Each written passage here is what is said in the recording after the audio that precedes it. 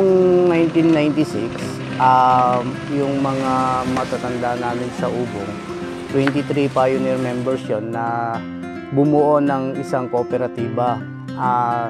Sa panahon na yon, nagbigayan sila ng tig 5,000 bawat isa para magkaroon ng puhunan para maipatayo yung kooperatiba. Nung una, ang business lang naman ng co-op is paano magpautang, pautangin yung mga miyembro. 23 lang naman sila noon eh. Pero ngayon, nang lumaon, tinulungan kami ng Land Bank, DAR, DA, sinuportahan ng mga agency na yon ang kooperatiba para maipatayo na itong mga ganitong infrastruktura na ang building namin ngayon medyo mas malaki na. Nung una kasi, ang talagang pinakamalaking problema na nakikita namin noon yung mga magsasaka namin is talagang umuutang yan sa mga bodega na may mga malaking interest.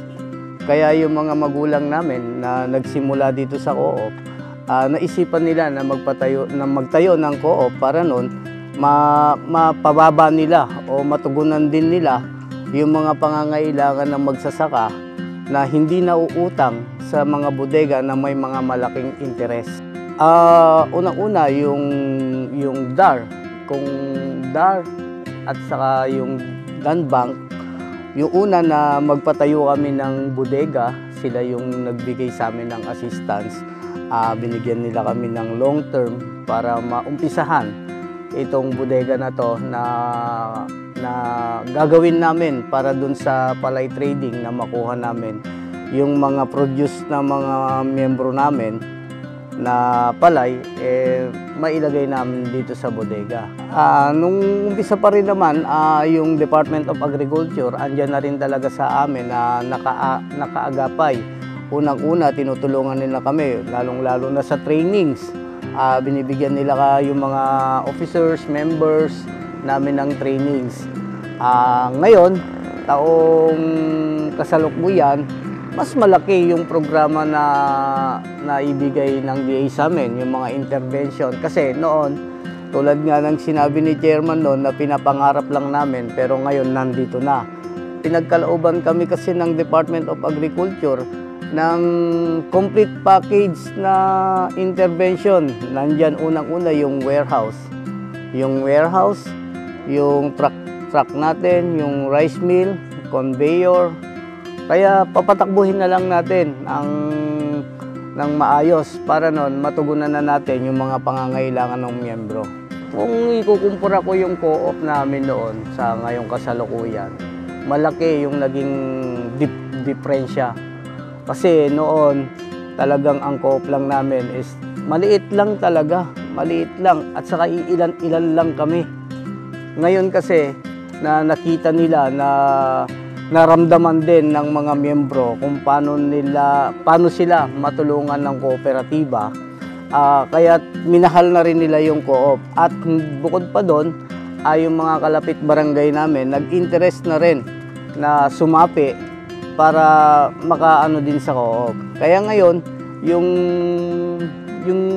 layo o nang narating namin ngayon kumpara noon, napakalaking pasasalamat namin, lalong-lalo na dito sa taga-Department of Agriculture dahil lahat ng pinapangarap na namin noon, tinugunan nila ngayon na ngayon, minamaniobra na lang namin ng maayos. Sa ngayon, ang ginagawa na lang namin, mayroon kaming mga community service, nag-ano kami ng mga relief pagka mga kailangan.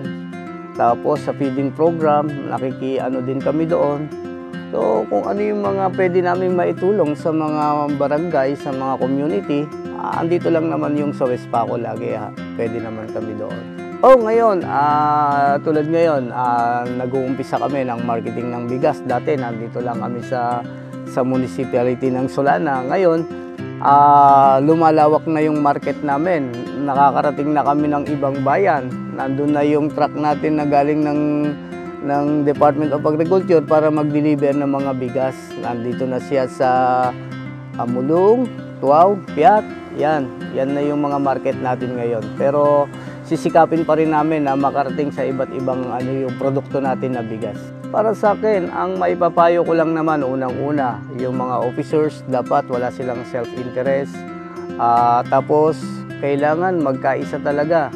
Tulungan natin yung bawat isa, yung mga nangangailangan, dapat nating itulungan talaga yon, wag nating i-down pa lalo. So sa katulad nga yung mga kaya nga kooperatiba dahil dito pagka nagkakaisa tayo, madali lang solusyonan kung ano man yung problema na darating sa atin. On behalf of Solana West Farmers Cooperative, bilang manager, talagang napakalaki ng pasasalamat ko sa Department of Agriculture. Dahil nga, lagi ko nga sinasabi noon na yung mga pangarap namin na noon, na ngayon tinugunan lahat ng Department of Agriculture. Kasi dito talaga sa amin, talaga ang number 1 na produkto namin is palay.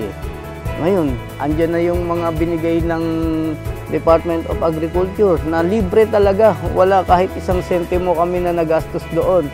Andyan yung dryer na napaka-importante na noon talagang bagsak na bagsak ang palay namin dahil wala kaming dryer, kahit saan-saan kami nagbibilad. Pero pagdating sa bentahan, talagang mababa na ang presyo. O sa ngayon, nandyan yung dryer, andyan yung rice mill. Kaya ang laki, 100% na yung tugon sa pangangailangan namin, natugunan talaga ng Department of Agriculture. Kaya lubos po kami nagpapasalamat sa ahensyang yun. Sa ating DA Secretary, kay Francisco Chu Laurel, maraming salamat dahil yung programa mo talagang akap namin, damang-dama namin. Nagpapasalamat din ang Solana West Farmers Cooperative sa ating Pangulo kay Ferdinand Bongbong Marcos dahil yung mga tugon sa katulad naming mga kooperatiba ay natugunan talaga ng labis. Kaya lubos po ang pasasalamat namin. Mabuhay po tayo.